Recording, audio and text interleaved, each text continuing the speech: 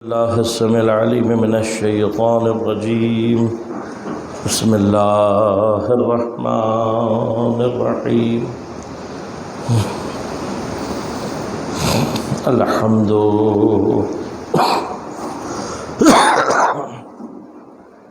الحمد لله الذي هدانا لهذا وما كنا لنهتدي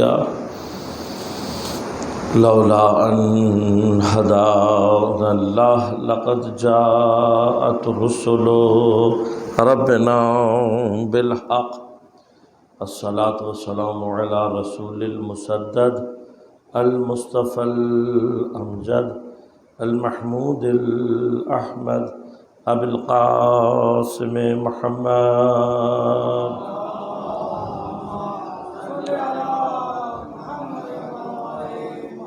والصلاة والسلام على أهل بيته الطيبين الطاهرين المعصومين المظلومين المنتجبين المنتخبين، لا سيما بقية الله في الأراضين. روحي وأرواح العالمين لتراب مقدمه الفدا، ولعنة الله على أعدائهم أجمعين. أما بعد، قال الله تعالى في كتابه الكريم: بسم الله الرحمن الرحيم. قل يا عبادي الذين أسرفوا على أنفسهم لا تقنطوا من رحمة الله إن الله يغفر الذنوب جميعا إنه هو الغفور الرحيم. صلوات پڑھیے ایک مرتبہ.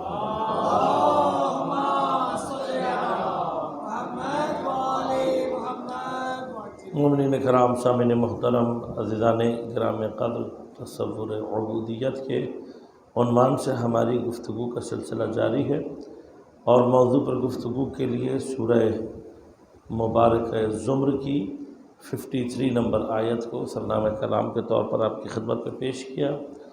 پروردگار ارشاد فرما رہا ہے: اے میرے حبیب، آپ کہہ دیں، یا عبادی الذین اسرفوا علی انفسہم، اے میرے وہ بندوں جنہوں نے اپنے نفس پر اسراف کیا، لا تقنطوا من رحمت اللہ، اللہ کی رحمت سے مایوس مت ہو.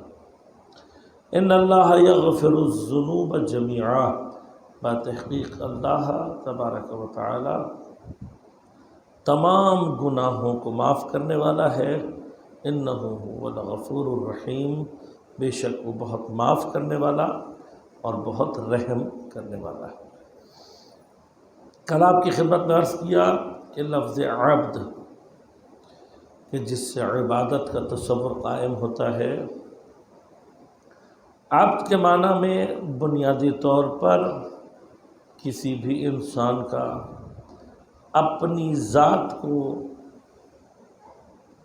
کسی کا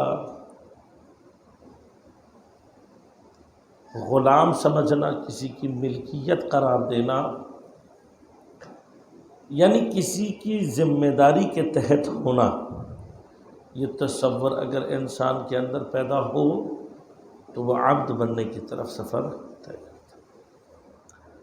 کل ایک مرحلہ آپ کی خدمت میں نے عرض کیا کہ انسان اگر اپنا اختیار کسی اپنے جیسے کے ہی ہاتھ میں دے، یا اپنے سے پستر اور ادنا کے ہاتھ میں دے، تو یہ تصور غلامی ہے اور ناپسندیدہ تصور ہے اسلام میں. لیکن اگر انسان کا اختیار اس کے ہاتھ سے نکل کر کسی ایسے کے ہاتھ میں چلا جائے کہ جو اس سے زیادہ اعلیٰ ہو، اس سے زیادہ افضل ہو، اور اگر وہ صاحب کمال ہو اور آپ کے اندر کمال کو اس سلب اختیار کے نتیجے میں اختیار اپنے ہاتھ میں لے رہا ہے، لیکن نتیجتاً کیا کر رہا ہے کہ جس کو اپنے اختیار میں لے رہا ہے اس کے اندر کمال کو ٹرانسفر کر رہا ہے، اس کو بھی باکمال بنا رہا ہو، تو ایسا جو غلامی کا تصور ہے، اولاً اس کو عبودیت سے تعبیر کیا جاتا ہے، ثانیاً یہ مذموم نہیں ہے.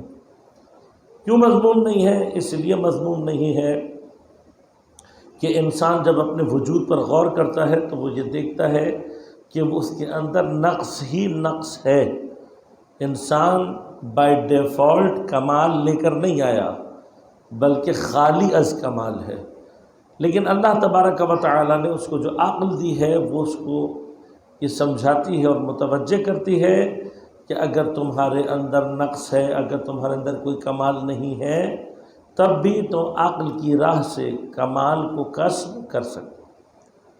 اور یہ انسان کی چونکہ فطرت میں ہے، لہذا انسان اس کمال کو طلب کرنے میں اپنے آپ کو صاحب کمال بنانے کے لیے کسی ایسی کی اطاعت کو مذموم نہیں سمجھتا جو اس کی اس ضرورت کو پورا کر رہا ہو۔ لہذا اس اعتبار سے پہلے مرحلے میں تو کیا بات ہو گئی کہ اگر کسی جگہ پر اختیار کے سلب کے نتیجے میں انسان کو اختیار حاصل ہو رہا ہو، انسان کو کمال حاصل ہو رہا ہو، تو پھر ایسی کیفیت کو مذموم نہیں کہا جاتا، بلکہ یہ ممدوح ہے۔ دوسری جانب انسان کا یہ تصور کہ میں آزاد پیدا ہوا ہوں اور مجھے کسی کی غلامی نہیں کرنی، میرا جو دل چاہے گا میں کروں گا، کسی کا کوئی حق میری گردن پر نہیں ہے، تو آیا سوال یہ پیدا ہوتا ہے کہ کیا واقعاً ایسا ہے کہ انسان آزاد پیدا ہوا ہو، کسی کا حق اس کی گردن پر نہ ہو؟ تو ایسا نہیں، اس لیے کہ اس مادی دنیا کے اندر جو مسائل ہیں ان میں سے ایک مسئلہ یہ ہے کہ انسان خواہ نہ خواہ کہیں نہ کہیں اسے کسی دوسروں کے حقوق کا خیال رکھنا ہوگا، ناممکن ہے۔ مثلا اچھا دوسری جانب دیکھیں، اگر فرض کر لیجیے کہ کوئی شخص یہ کہے کہ جی مثلا میں سب سے زیادہ طاقتور ہوں، میرے پاس پیسہ زیادہ ہے، میرے پاس اختیارات زیادہ ہیں، اور میں مثلا سارے انسانوں کو جو ہے وہ ختم کر کے پوری دنیا کا مالک بن جاؤں، تب بھی یہ اکیلا، اس کو دنیا میں رہنے کا کوئی فائدہ نہیں، اصل فائدہ نہیں ہے اس شخص کو زندہ رہنے کا۔ لہذا انسان یعنی اس اعتبار سے غور کرے تو عقلاً اور فطرتاً اس کو اپنی زندگی دوسروں کے ساتھ گزارنی ہے۔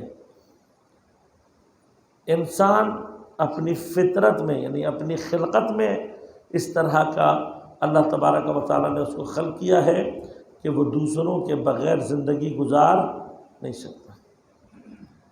آپ نے بعض افراد ایسے دیکھے ہوں گے جو لوگ انسانوں سے بیزار ہو جاتے ہیں یا بہت کم دوسروں سے ملنے والے ہوتے ہیں، یہ بنیادی طور پر ذہنی اعتبار سے مریض افراد ہوتے ہیں، اور اگر ایسا کوئی مل بھی جائے تب بھی آپ دیکھیں گے کہ اس کی زندگی پوری طرح سے اپنے آپ پر ڈیپینڈ نہیں کر سکتی، بالآخر کہیں نہ کہیں انسان کو کسی دوسرے انسان کی ضرورت ہے۔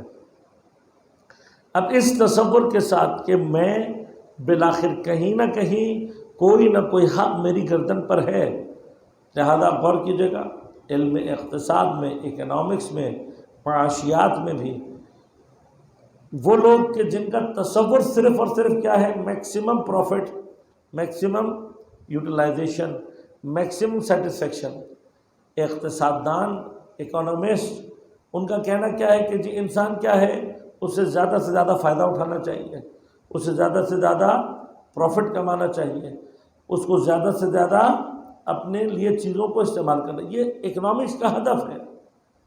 اس کے علماء بھی جب اس موضوعات پر کام کرتے ہوئے آگے بڑھے تو ایک مقام جہاں پر آ کر یعنی کیا، جب تک وہ فرد کو دیکھ رہے تھے اس وقت ان کا نعرہ کیا تھا، maximum profit, maximum utilization, maximum satisfaction, اور بابا اس میکسیمم کی کوئی حد ہے یا نہیں؟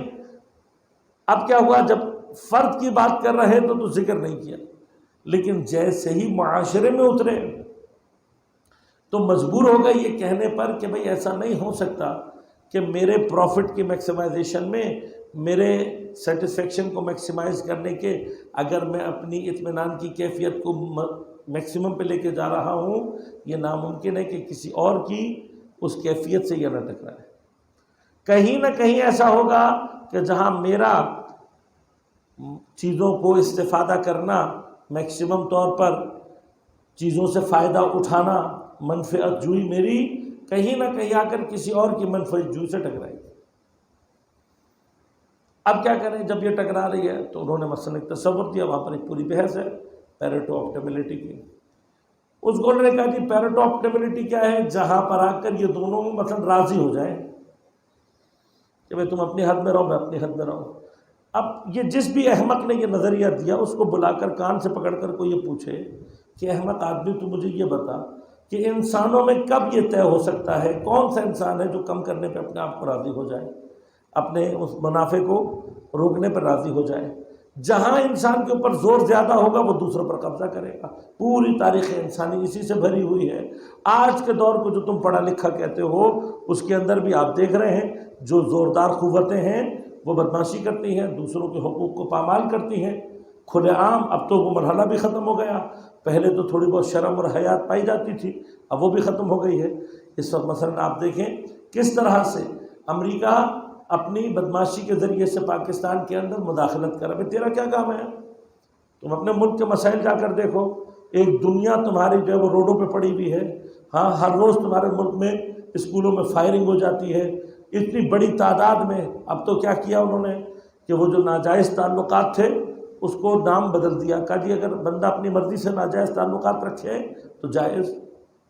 اس کے باوجود وہاں پر زنا کے، قتل کے، چوری کے اتنے کیسز ہیں جس کی کوئی حد نہیں۔ خودکشی اس وقت دنیا میں سب سے زیادہ تمہارے ہاں۔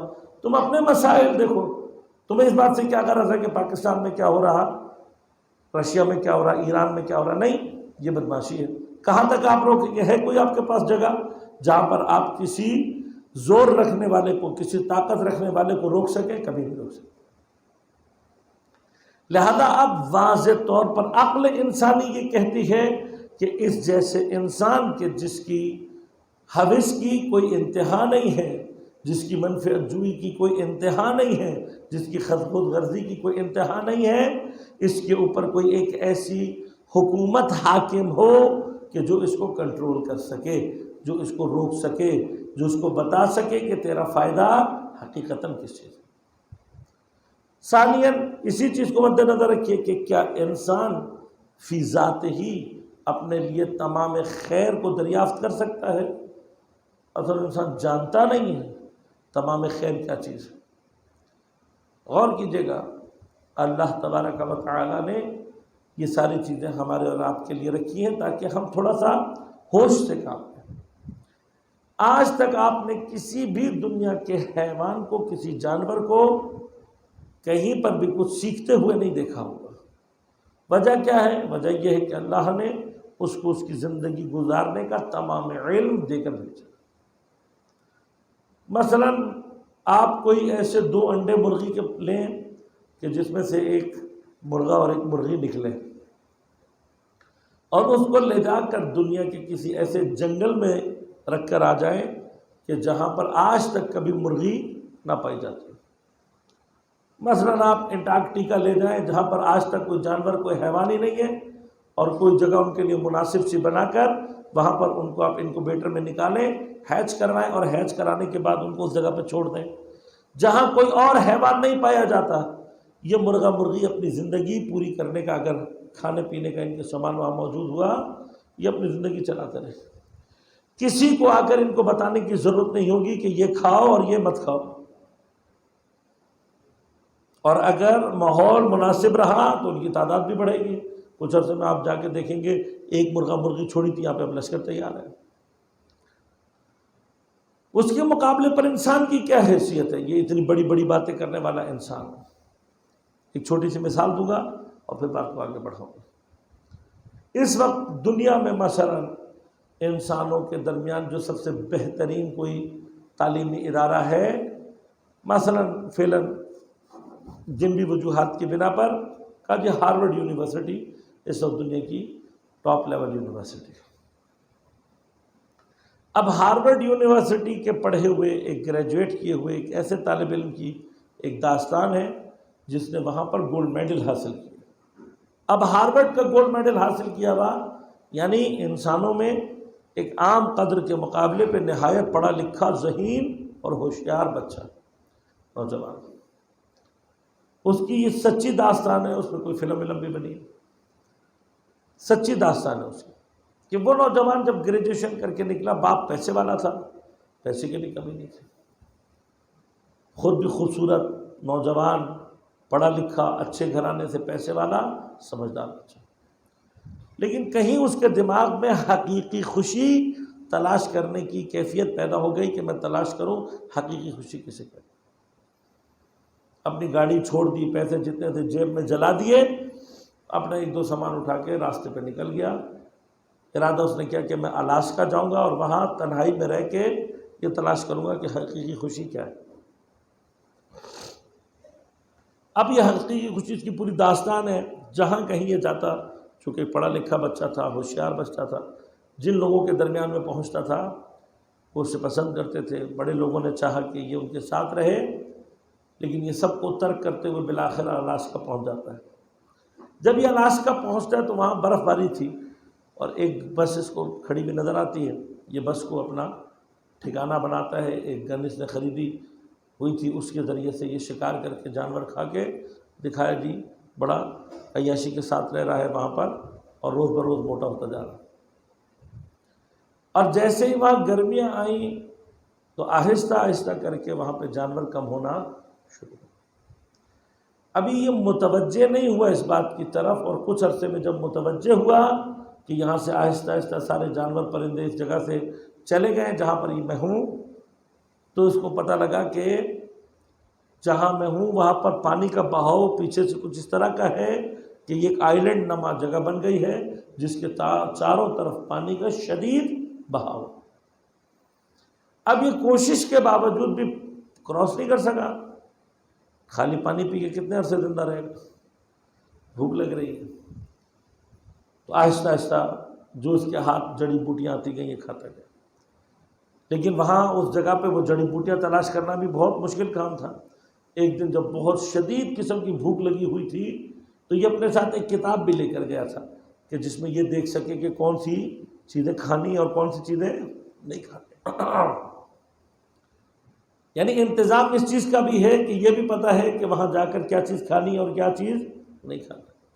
اس کے باوجود شدید بھوک کے عالم میں ایک دن سے کتاب اٹھائی اور دیکھا ایک جڑی بوٹی کو، اور جا کر وہ جڑی بوٹی کھا لی۔ کھانے کے بعد اسے شدید قسم کا ڈائریا ہو گیا، اور اتنا شدید ڈائریا ہوا کہ آہستہ آہستہ اس کے بدن کا سارا پانی اور طاقت نکلتی ہے۔ دوبارہ اس نے گھبرا کر دیکھا کہ بھئی کیا غلطی ہوئی، تو پتہ لگا کہ اس نے یادداشت کے لیے وہاں پر صفحے کو موڑ کے رکھا ہوا تھا۔ جب گھبراہٹ میں آ کر اس نے دیکھا تھا تو وہ مڑا ہوا پیج کی طرف متوجہ نہیں ہو سکا۔ وہ مڑا ہوا پیج اس نے رکھا ہی اسی لیے تھا کہ اس کو یاد رہے کہ یہ نہیں کھانی، لیکن گھبراہٹ میں بھول گیا، وہ مڑا ہوا پیج متوجہ نہیں ہو سکا، اور اس میں پیچھے کی طرف لکھا تھا ایڈیبل، یہ کھانے والی، اور یہ سمجھ کر کے یہ کھانے والی ہے اس نے وہ بوٹی کھا لی، وہ بیریز کھا لی، اور اس کا انجام اسی بیریز کے ڈائریا کی وجہ سے بالآخر پورے بدن کا پانی نکلتا رہا۔ اب دوا موجود نہیں تھی، اس کو یہ نہیں پتا تھا کہ اگر یہ کھا لیا تو اس کا علاج کس اور چیز سے کرنا ہے۔ آہستہ آہستہ پتلا ہوتا گیا، جسم کا سارا پانی بالآخر نکلتا چلا گیا، اور ایک دن آیا کہ اتنا ضعیف ہو گیا کہ ادھر بستر پر لیٹا اور بالآخر مر گیا۔ مرنے سے پہلے جو اپنی یادداشت چھوڑ کر گیا اس میں یہ تھا کہ حقیقی خوشی خدا کے بندوں کے درمیان ہے، ان سے فرار کر کے نہیں۔ اس کی اپنی زندگی کا خلاصہ یہ تھا۔ ہم جو یہ سمجھتے ہیں میں اکیلا چلا جاؤں، چھپکے سے برگر کھا لوں، مثلا اکیلے اپنے بچوں کو بلا کر مثلا اپنے گھر والوں کو اچھا اچھا کھانا کھلا دوں، یہ حقیقی خوشی ہے۔ جتنا آپ اس خوشی کو بانٹ رہے ہیں اتنی وہ خوشی حقیقی خوشی بنتی چلی جائے گی۔ لہذا یاد رکھیے گا، یعنی وہ لوگ کہ جن کا خدا پر، دین پر، خدا کی کتابوں پر، خدا کے بھیجے ہوئے انبیاء پر، کسی خدائی نظام پر ان کا کوئی یقین نہیں ہے، وہ بھی بالآخر اس نتیجے پر پہنچے ہیں کہ دوسروں کے ساتھ رہنے میں، ان کے ساتھ اپنی خوشیوں کو بانٹنے میں حقیقی خوشی ہے، اپنے تک اپنی خوشی کو رکھنا حقیقی خوشی نہیں ہے۔ تنہائی میں عیاشی کرنا یہ خوشی نہیں۔ اس کے مرنے کے کچھ ہی دن کے بعد، مطلب 2 یا 3 دن کے اندر وہاں پر پہلی برف باری ہوئی، جس کے نتیجے میں کچھ دنوں کے بعد وہاں پر شکار کی جو ٹیم پہنچی تو اس نے دیکھا کہ یہ بس میں مرے پڑے ہوئے ہیں۔ اس کے سامان میں سے بالآخر کوئی چیز ایسی مل گئی جس سے پتہ لگا اور اس کے والدین کو بتایا گیا، پھر اس کی لاش اس کے گھر کو واپس بھیجی گئی۔ جو آپ کو بات پہنچانا چاہتا ہوں عزیزان من، انسان ذرا سا توجہ کرے۔ ہارورڈ جیسی یونیورسٹی، وہ بھی اس 21ویں صدی میں، اس کا بھی پڑھا ہوا گولڈ میڈلسٹ، ایک بہترین تعلیم یافتہ بچہ، لیکن یہ نہیں جانتا کہ میں نے زندگی کو گزارنا کیسے ہے، کون سی چیز میرے لیے فائدہ مند ہے، کون سی چیز میرے لیے نقصان دہ ہے۔ اب یہ انسان جو ظاہری طور پر اتنی تعلیم حاصل کرنے کے باوجود، اپنے پاس وہ کتابیں رکھنے کے باوجود بھی ذرا سی غلطی کر لے تو اپنی زندگی کو جاری نہیں رکھ سکتا۔ کیسے یہ انسان اپنے لیے یہ تصور پیدا کرتا ہے کہ میں خود اپنے لیے وہ نظام بنا سکتا ہوں جو مجھے حقیقی سعادت تک پہنچا سکے۔ واضح طور پر یہ سمجھ میں آتا ہے، آج ہزاروں سال گزرنے کے باوجود، یا کم از کم بھی اگر آپ یونان کے فلاسفہ کے زمانے کو لے کر چلیں، آج 5000 سال ہو گئے ہیں۔ اس 5000 سال میں انسان اپنے لیے کوئی مناسب قانون نہیں بنا سکا، انسان اپنے لیے کوئی ایسا راستہ تلاش نہیں کر سکا جو اسے حقیقی سعادت کے مقام پر لے کر جائے۔ اب اس کے مقابلے پر اب ان تمام باتوں کو جمع کریں، نتیجہ کیا ہے؟ نتیجہ یہ ہے کہ انسان اس دنیا میں آزاد بنا کر نہیں بھیجا گیا ہے، بلکہ اس کا مالک یہ چاہتا ہے کہ انسان اس کے مطابق زندگی گزارے۔ اس کا مالک وہی مالک ہے کہ جو اس کو بتائے گا کہ تیرے لیے جو حقیقی سعادت کا راستہ ہے وہ کیا ہے، وہی اس کو یہ سمجھائے گا کہ تیرے لیے بہترین نظام کیا ہے۔ پس اگر انسان کو یہ بات سمجھ میں آ جائے تو یاد رکھے گا، امام خمینی رضوان اللہ تعالیٰ ارشاد فرماتے ہیں کہ عبودیت اور ربوبیت کا رابطہ لازم و ملزوم کی مانند ہے۔ یعنی کیا؟ اگر انسان اپنے اندر عبودیت کو پیدا کرے تو دوسری جانب کوئی نہ کوئی رب موجود ہونا چاہیے جس کی ربوبیت اس کے لیے آشکار ہوتی چلی جاتی ہے۔ بنیادی طور پر جو چیز ہم نے سمجھنی ہے وہ کیا؟ وہ یہ ہے عزیزان من کہ ہم میں پروردگار نے جب بھیجا ہے، اب پہلی بات کہ بھیجنے والا جب اتنا صاحب رحمت ہے، اتنا صاحب نعمت ہے کہ اس نے ہماری ضرورت کی ایک ایک چیز کا خیال رکھا۔ انسان اسی لیے غور کیجیے گا، بعض دعاؤں میں ائمہ ہماری فزیکل یا بایولوجیکل جو ہمارا اسٹرکچر ہے اس کے حوالے سے متوجہ کرتے ہیں۔ اے پروردگار تیرا شکر، تو نے مجھے فلاں شے دی کہ جس کے ذریعے سے میں نے یہ کیا، مجھے پر یہ کیا۔ مثلا دعائے معروف ہے عرفہ امام حسین علیہ السلام،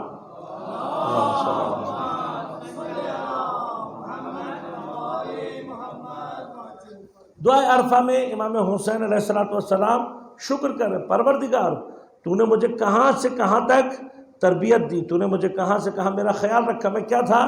منی کا ایک قطرہ، تو نے اسے باحفاظت ماں کے رحم میں پہنچایا، اور اس اندھیرے میں تو نے میری پرورش کی، مجھے ان مراحل سے گزارا اور پھر مجھے ایک مکمل بشر بنایا۔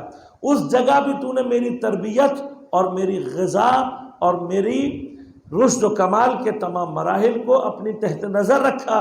پھر تو نے مجھے دنیا میں اتارا، جب تو نے مجھے دنیا میں بھیجا تب بھی تو نے میری غذا کو ماں کے دودھ میں قرار دے کر مجھے باقی رکھنے، صحت دینے کا انتظام فرمایا، اور پھر جب میں اس قابل ہوا تو نے مجھے دانت دیے، تو نے مجھے وہ طاقت دی جس کے ذریعے سے میں غذا کو ہضم کر سکوں۔ اب انسان ذرا سا توجہ کرے کہ پروردگار کس قدر انسان کے اوپر اس کی نعمتیں ہیں، انسان متوجہ نہیں ہوتا۔ اگر توجہ کرے تو سوائے خدا کے شکر کے انسان کے پاس کوئی اور راہ نہیں ہے۔ کتنی ہی نعمتیں ہیں ہمارے پاس ایسی کہ جن کی طرف ہم اصلا متوجہ نہیں ہوتے کہ یہ نعمت انسان کے لیے اس قدر قیمتی ہو سکتی ہے۔ اب جب ہم کسی مرض میں مبتلا ہوتے ہیں، ہماری کوئی شے، کوئی کام چیز کرنا چیز چھوڑتی ہے، تب ہمیں پتہ لگتا ہے کہ یہ خدا کی کتنی بڑی نعمت ہے۔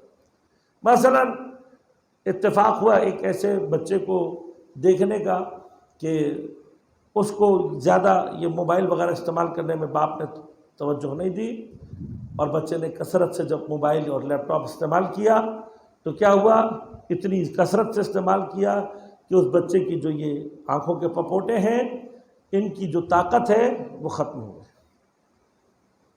اس کا اثر اس کی آنکھوں پہ یہ ہوا کہ اس کے پپوٹوں کی جو طاقت تھی وہ ختم ہو گئی، اور اب اس کی آنکھوں کی کیفیت یہ ہے کہ ہر وقت اس کی آنکھوں کے پپوٹے اس کے اوپر جھکے رہتے ہیں، کسی بھی چیز کو دیکھنے کے لیے اس کو یوں کرنا پڑتا ہے، ایسے کر کے دیکھتا ہے۔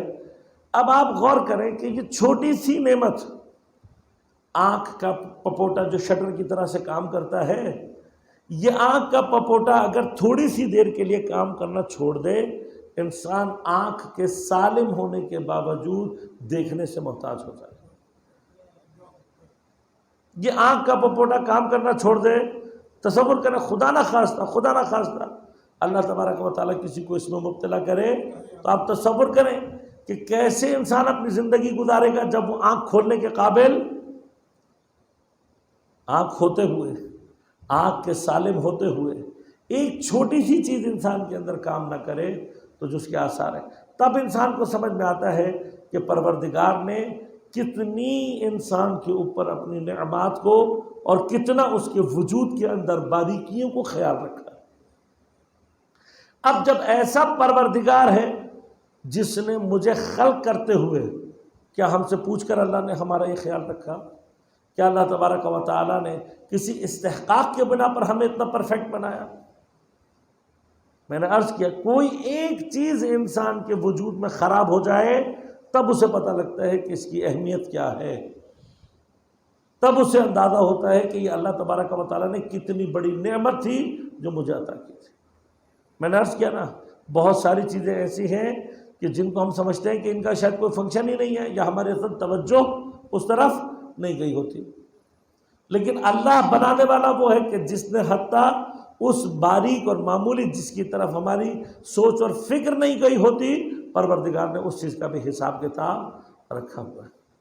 لہذا بعض لوگ جو کہتے ہیں کہ جی انسان اور یہ کائنات ایک حادثے کی صورت میں وجود میں آئی، میں ان سے یہ کہتا ہوں کہ ایک مرتبہ تو اپنی عقل سے سوال کرو، جس انسان، ابھی تمہیں انسان کے اندر چیزوں کا مثلا جب تک آنکھ کے پپوٹے کا مریض سامنے نہیں آتا، ہماری فکر میں بھی یہ بات نہیں جاتی کہ اس چیز کے پیچھے بھی کوئی حکمت موجود ہے اور کوئی خلقت کا کمال موجود ہے۔ کتنی ہی چیزیں ہیں کہ جب انسان ان میں مبتلا ہو رہا ہے تب اسے پتہ لگ رہا ہے، تو تم تو کائنات کے رازوں کو آج کشف کر رہے ہو۔ یہ کیسے ممکن ہو سکتا ہے کہ جن چیزوں کے کمال کو تم آج اتنی ترقی کے بعد اس کو کشف کرنے میں اتنی زحمت کر کے اسے صرف دریافت کر رہے ہو، وہ بغیر کسی بنائے ہوئے کہ اس طرح سے وجود میں آ جائے؟ اصل ممکن ہے؟ ممکن نہیں ہے۔ اس قدر ظرافت پائی جاتی ہے خلقت میں۔ اب ایسا خدا کہ جس نے ہماری خلقت کو اتنی دقت کے ساتھ بنایا، جس نے ہمارے اوپر اتنے رحمتوں کو اپنی اور نعمتوں کو نازل فرمایا، اگر انسان ایک لحظے کے لیے بھی اس کی عطا اور اس کی رحمت اور اس کی نعمتوں کی طرف توجہ ہو جائے تو جو پہلی چیز انسان کے اندر ایجاد ہوتی ہے وہ کیا ہوتی ہے؟ ایسے خالق کا شکر ادا کرنا اور اس کی عبادت۔ اب یہ شکر اور عبادت یہ اپنے لیے راہ کیا چاہتی ہے؟ کہاں تک ہم نے جانا ہے؟ اگر انسان غور کرے تو میں نے جیسے کل آپ کو کہا کہ انسان کا اپنا اختیار کسی کے حوالے کر دینا یہ عبدیت۔ اب اس کی پہلی منزل کیا ہے؟ پہلی منزل یہ ہے کہ اگر میں نے کسی کو اپنا اختیار، اب جس کے ہاتھ میں اپنا اختیار دے رہا ہوں، جتنا میں اس کو باکمال سمجھوں گا، جتنا میں یہ سمجھوں گا کہ اس سے مجھے کمال حاصل ہوگا، عقلی طور پر میں اپنے آپ کو اس کے حوالے کرتا چلا جاؤں گا۔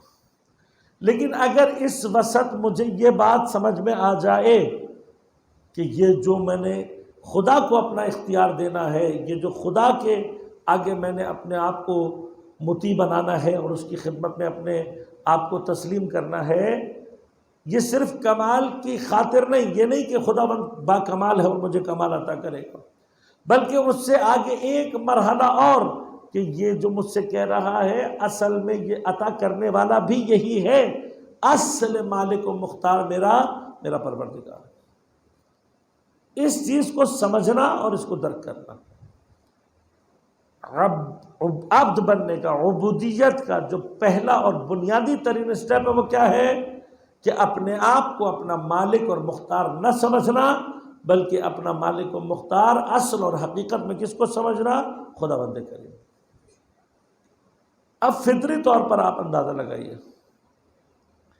انسان عقلی طور پر اور فطری طور پر بھی ان چیزوں کو فالو کر رہا ہوتا ہے، لیکن خدا جانے کیوں خدا کے مورد میں آ کر اور دین کے مورد میں آ کر وہ ان تمام چیزوں کو فراموش کر دیتے۔ ایک عام مثال اور عام کیفیت کیا ہے؟ آپ کو پیسوں کی ضرورت ہے اپنی زندگی کو چلانے کے لیے، اقتصادی طور پر، معاشی طور پر آپ کو کچھ ایسے رزق کی ضرورت ہے جس کے ذریعے سے آپ اپنی زندگی کے مراحل کو آگے چلا سکیں۔ اس ضرورت کے لیے آپ جاتے ہیں پہلے غور کیجیے گا، پہلے مرحلے میں آپ اپنے اندر کوئی اسکل ایجاد کرتے ہیں۔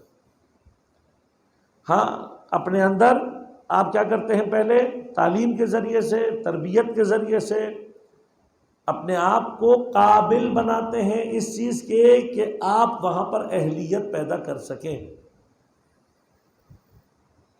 اور اگر آپ یہ اہلیت پیدا نہ کر سکیں، کوئی ہے جو آپ کو بلا وجہ تو نہیں دے گا۔ جو بلا وجہ ملتا ہے وہ کیا ہوتی ہے؟ خیرات ہوتی ہے۔ جو بلا وجہ ملتی ہے وہ صدقات ہوتے ہیں۔ بلا وجہ پیسے لینا گدا گری ہے۔ آج کل ذرا مادی دور زیادہ شدید ہو گیا ہے، ہم بلا وجہ پیسے لینے کو خوش قسمتی سمجھتے ہیں۔ بلا وجہ پیسے لینا خوش قسمتی نہیں ہے، بلا وجہ پیسے لینا گدا گری ہے۔ لہذا اگر کسی شخص کے اندر واقعاً غیرت اور حمیت پائی جائے گی، وہ کبھی بھی اس چیز کی اجرت نہیں لے گا جو اس نے کام نہیں انجام دیا۔ یہ یاد رکھیے گا، یہ انسانی اقدار ہیں، یہ انسانی غیرت کے تقاضے ہیں۔ غیرت مند انسان وہ کہتا بھائی کیوں بلا وجہ دے رہے ہو مجھے پیسے؟ یہ بلا وجہ کا جو پیسہ، اس کا واحد تصور کیا ہے؟ صدقہ یا خیرات۔ اگر اس کے بعد کوئی تصور ہے تو ہدیہ کا ہے، لیکن ہدیہ ہمیشہ اپنے پیچھے کوئی نہ کوئی ریزن چاہتا ہے۔ تم میرے رشتہ دار ہو، تمہارا مجھ سے کوئی تعلق ہے، کسی بنا پر مثلا آپ کا مجھ سے کوئی تعلق نہ ہو اور میں بلا وجہ آپ کو تحفہ دوں، تو آپ ایک دفعہ تو سوچیں گے نا کہ بھائی کیا خیریت ہے، جب نہ میں تمہیں جانتا ہوں نہ آپ مجھے جانتے ہو، بغیر کسی تعلق کے آپ مجھے کس بنا پر ہدیہ دے رہے ہو؟ اگر وہ کوئی بنا نہ ثابت، مثلا فرض کر وہ کہ جی مومن کی حیثیت دے رہا ہوں، ٹھیک ہے بات ختم ہو گئی، مومن سمجھ میں آ گیا، میں ایک انسان ہونے کی حیثیت چاہتا، یہ بھی سمجھ میں آ گیا۔ لیکن اگر کوئی حیثیت ہی نہ ہو تو پھر وہ خیرات ہے، تحفہ۔ لہذا غور کیجیے گا، پروردگار ہمارے ساتھ اسی طرح کا، یہ جو شریعت نظام ہے اسی طرح سے۔ اب آپ اپنے آپ کو پہلے آمادہ کرتے ہیں، آمادہ کرنے کے بعد جس کے پاس آپ کام کرنے کے لیے جاتے ہیں اس کے ساتھ ایک معاہدہ طے کرتے ہیں۔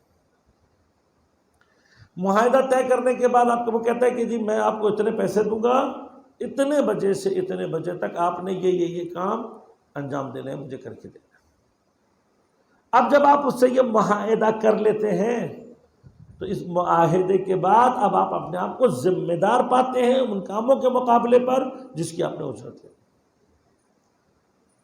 پھر سے یہ کہوں گا، جو باغیرت افراد ہیں، حمیت رکھنے والے لوگ ہیں، میں ابھی بھی بہت سارے ایسے سرکاری لوگوں افسروں کو جانتا ہوں، سرکار کے بعض ملازمین کو۔ ایک ہمارے دوست ہیں جاننے والے، کسی کالج میں لیکچرر ہیں یا اسسٹنٹ پروفیسر، کہ آغا صاحب میری پوسٹنگ کر دی ایک ایسے کالج میں جہاں کوئی نہیں آتا۔ کہ سرکاری کالج ہے، اتنا بڑا بنا ہوا ہے، نہیں آتے، نہ بچے آتے ہیں نہ استاد۔ کہ مجھے بڑا افسوس ہوتا تھا۔ کہ لیکن کیا ہوا کہ میں پہلے دن سے، کہ میں پہلے دن پہنچ گیا تو وہاں کچھ لوگ بیٹھے ہوئے تھے، مجھ سے کہنے لگے ماسٹر صاحب واپس چلے جاؤ، کوئی مسئلہ نہیں ہے، یہاں کوئی نہیں آتا، آپ کی تنخواہ آپ کو آتی رہے گی، گھر چلے جاؤ۔ انہوں نے کہا آپ میرا مسئلہ چھوڑیں، آپ مجھے یہ بتائیے کہ میری کلاسیں کہاں؟ انہوں نے کہا میں کلاسیں کہاں، یہاں تو بچے نہیں آتے۔ انہوں نے کہا آپ وہ بھی چھوڑ دیں، آپ مجھے صرف یہ بتائیں کہ میری کلاس ہونی کہاں ہے۔ جہاں ان کی کلاس ہونی تھی، کہا کہ میں اپنے ٹائم پر جو مجھے سرکار کی طرف سے ملا ہے میں اس ٹائم پر اس کالج میں اس جگہ پر موجود رہتا ہوں، اس لیے کہ عند اللہ میرے گردن پر یہ چیز باقی رہے گی کہ میں اس چیز کے اب میں آیا ہوا ہوں، کوئی طالب علم نہ آئے، کوئی شخص نہ آئے مجھ سے استفادہ کرنا، وہ اپنے فعل کا خود ذمہ دار ہے۔ میری ذمہ داری یہ ہے، گرچہ میں جانتا ہوں کہ اگر میں کالج نہ جاؤں اور مصروفیات میں مصروف ہو جاؤں میرے لیے کوئی مسئلہ نہیں ہے، لیکن جو رزق لے رہا ہوں اس کو حلال کرنے کے لیے ضروری ہے کہ میں اس وقت پر وہاں موجود رہوں۔ بس جو افراد غیرت رکھتے ہیں، حمیت رکھتے ہیں، اقدار انسانی، اقدار اخلاقی کو پہچانتے ہیں، وہ کبھی بھی مفت میں چیزیں حاصل نہیں کرتے۔ لیکن جب آپ نے وہاں معاہدہ کر لیا، اب آپ بتائیے کہ ان پیسوں کو لینے کے لیے آپ اپنے پورے خلوص کے ساتھ اور تمام تر وسعت کے ساتھ وہ کام انجام دے رہے ہوتے ہیں جو آپ کا اس کا کانٹریکٹ ہو گیا۔ یہ کانٹریکٹ اپنے اندر عبودیت کی شکلوں میں سے ایک شکل ہے۔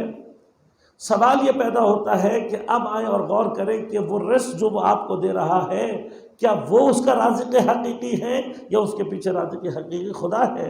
اصل خدا کی جانب سے وہ رزق آپ تک آ رہا ہے، وہ جس کو اللہ نے دیا ہوا وہ آپ کو دے رہا ہے، وہ صرف ایک وسیلہ ہے، اس سے زیادہ اس کی کوئی حیثیت نہیں ہے۔ اب وہ مالک حقیقی جو یہ سارے اسباب میرے لیے فراہم کر رہا ہے، وہ رازق حقیقی جو مجھے رزق دے رہا ہے، میں کیسے جب اس سے رزق لے رہا ہوں اور اپنے آپ کو اس کے مقابلے پر کسی ذمہ داری اور کسی بھی طرح کے اطاعت اور اپنے آپ کو کسی بھی قسم کے کام سے فارغ سمجھوں، تو یہ حق نہیں ہے کہ ہم پروردگار کی طرف اس طرح۔ عقل انسانی یہ کہتی ہے جو تمہیں رزق دے رہا ہے، جو تمہارے پر احسان کر رہا ہے، جس کی وجہ سے تمہاری بقا ہے، کم از کم جو ذمہ داریاں اس نے تمہیں دی ہیں وہ ادا کرو۔ لہذا انسان ایک مرتبہ تنہائی میں بیٹھ کر کبھی یہ سوچے، اور پھر سوچنے کے بعد اب اللہ تبارک و تعالیٰ نے اتنے احسانات، اتنی نعمات ہمیں عطا کرنے کے بعد اپنے لیے ہم سے کیا چاہا ہے۔ اب اگر انسان غور کرے پورے سال میں وہ چیز جو مسلسل واجب ہے، نماز ہے۔ نماز بھی اگر 5 وقت کی اپنے وقت پر پڑھ لی جائے تو کتنی دیر لیتی ہے؟ کوئی بہت آرام سے بھی کر کے نماز پڑھے تو پورے دن میں گھنٹہ یا 1.5 گھنٹے سے زیادہ نماز کو وقت دینے کی ضرورت نہیں پڑتی۔ سال میں 1 مہینہ وہ آپ سے روزے طلب کرتا ہے، اس کے بعد ہر عبادت استطاعت کی شرط کے ساتھ، زکوٰۃ، خمس، جہاد، یہ سب جتنے بھی حج، یہ ساری استطاعت کی شرط کے ساتھ۔ استطاعت ہے تو 2 نہیں ہے تو کوئی چیز تمہاری گردن پر نہیں۔ سوال یہ پیدا ہوتا ہے کہ جو اتنی نعمتیں عطا کر کے، جو اتنی رحمتیں عطا کرنے کے بعد اپنے بندے سے صرف کیا مانگ رہا ہے؟ روزانہ کا صرف 1.5 گھنٹہ، اور اس کا بندہ اسے وہ بھی دینے کے لیے آمادہ نہ ہو تو کیا اسے واقعاً بندہ کہلانے کا حق ہے؟ اصل انسان کہلانے کا حق نہیں ہے، اس لیے کہ جو نعمت کا دینے والا ہے، جو رزق کا دینے والا ہے، ہم اس کے سامنے ہاں ابھی ملا نہیں، آپ کو کب دے گا؟ مہینے کے آخر میں، مہینے کے آخر میں دے گا۔ وہ مہینے کے آخر میں لینے والے حق کے لیے آپ پورا مہینہ بالکل وقت پر جاتے ہیں، اپنی تمام تر ذمہ داریوں کو بہترین طریقے سے ادا کرتے ہیں تاکہ آپ کو جو رزق ملے وہ حلال بھی ہو اور وہ آپ سے راضی بھی ہو۔ اور جو بغیر روکے آپ کو رزق عطا کر رہا ہے، مسلسل آپ تک رزق پہنچا رہا ہے، آپ کی تمام تر خامیوں اور خطاؤں کے باوجود وہ ہمیں یہ سب کچھ عطا کر رہا ہے، ہم اس پروردگار کا حکم ماننے میں سستی کر رہے ہیں۔ اب مرحلہ صرف کیا ہے؟ مرحلہ یہ یاد رکھیے گا کہ یہ جو تسلیم محض ہے، انسان خدا کے نزدیک جتنا تسلیم ہوتا چلا جاتا ہے اتنا عبد بنتا چلا جاتا ہے، عبودیت کے درجات اس کے اتنے بڑھتے چلے جاتے ہیں۔ لہذا یاد رکھیے گا کہ معصومین علیہم الصلاۃ والسلام، انبیاء، تمام ائمہ، اس اعتبار سے کہ ان کو جب ہم کہتے ہیں کہ یہ عبد حقیقی ہے، غور کیجیے گا مقام عبدیت کیا ہے، مقام عبودیت کیا ہے؟ مقام عبودیت یہ ہے کہ پروردگار اپنے بہترین بندوں کو جب کسی نام سے پکارتا ہے تو وہ لفظ کیا ہے؟ عباد۔ مثلا حضرت خضر کا ذکر کر رہا ہے تو کیا کہہ رہا ہے؟ فوجد عبدا من عبادنا۔ حضرت موسیٰ اور ہارون انہوں نے ہمیں پایا کس کو؟ ہمارے بندوں میں سے ایک بندے کو۔ اسی طرح سے اعلیٰ ترین مرتبہ کائنات میں پیغمبر گرامی علیہ السلام کا، اس تمام تر مرتبے کے باوجود بھی جب ان کی نبوت کی گواہی دی جاتی ہے تو اس پر مقدم کیا جاتا ہے ان کی عبودیت کی گواہی کو، اشہد ان محمدن عبدہ ورسولہ۔ یہ جو ہم پہلے عبودیت کی گواہی دے رہے ہیں، اس کا معنی کیا ہے؟ معنی یہ ہے کہ جو جتنا پروردگار کے نزدیک تسلیم ہوتا چلا جائے گا عبودیت کی منزل پر اتنا ابھر کر سامنے آتا چلا جائے گا۔ لہذا اصل عبودیت خدا کے سامنے اپنے آپ کو تسلیم اور اطاعت کی منزل میں داخل کرنا ہے، لیکن اس سے بھی جو پہلا مقام ہے وہ کیا ہے؟ یہ سمجھنا اور درک کرنا کہ میں اپنا مالک و مختار نہیں ہوں، میرا مالک میرا مختار میرا پروردگار ہے۔ اب جب میرا مالک ہی وہی ہے تو پھر مجھے کرنا کیا ہے؟ مجھے کرنا یہ ہے کہ جو وہ مجھ سے کہہ رہا ہے وہ میں انجام دوں۔ لہذا انشاءاللہ کل آپ کی خدمت میں عرض کروں گا کچھ مطالب اس مقام پر کہ جہاں پر ایک شخص آتا ہے امام جعفر صادق علیہ السلام کی خدمت میں،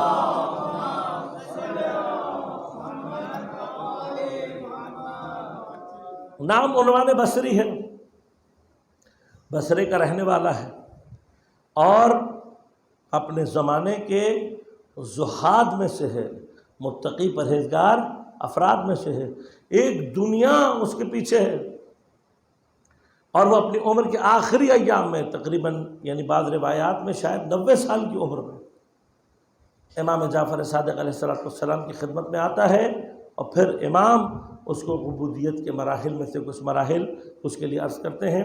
تو امام کی جو پیش کردہ نکات ہیں عبودیت کے حوالے سے عنوان بصری میں انشاءاللہ کل سے کوشش کروں گا کہ وہاں سے کچھ مقامات بیان کروں تاکہ یہ دیکھ سکیں کہ خود امام جعفر صادق علیہ السلام نے عبودیت کو کس طریقے سے بیان کیا اور اس کے کیا مراحل ہمارے لیے امام نے ارشاد فرمائے۔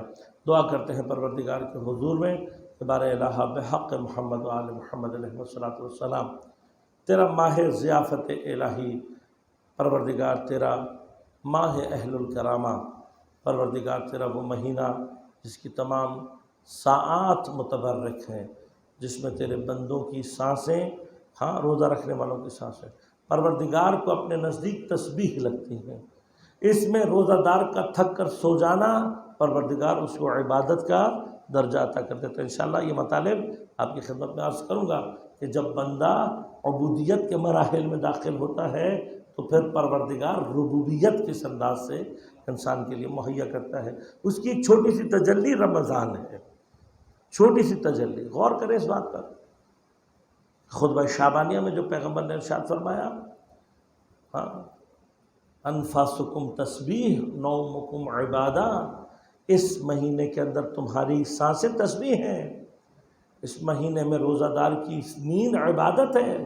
انسان اسی مقام سے سمجھے تو صحیح کہ اگر وہ تسلیم در مقابل پروردگار خدا کے سامنے تسلیم محض کے مرحلے میں آ جائے، ایک مرتبہ اپنے آپ کو عبد بنانے کے مراحل میں داخل کرے تو وہ پروردگار اتنا کریم ہو جاتا ہے کہ حتیٰ بعض مراحل میں انسان کا سانس لینا تسبیح بن جاتا ہے، اس کا سونا عبادت بن جاتا ہے۔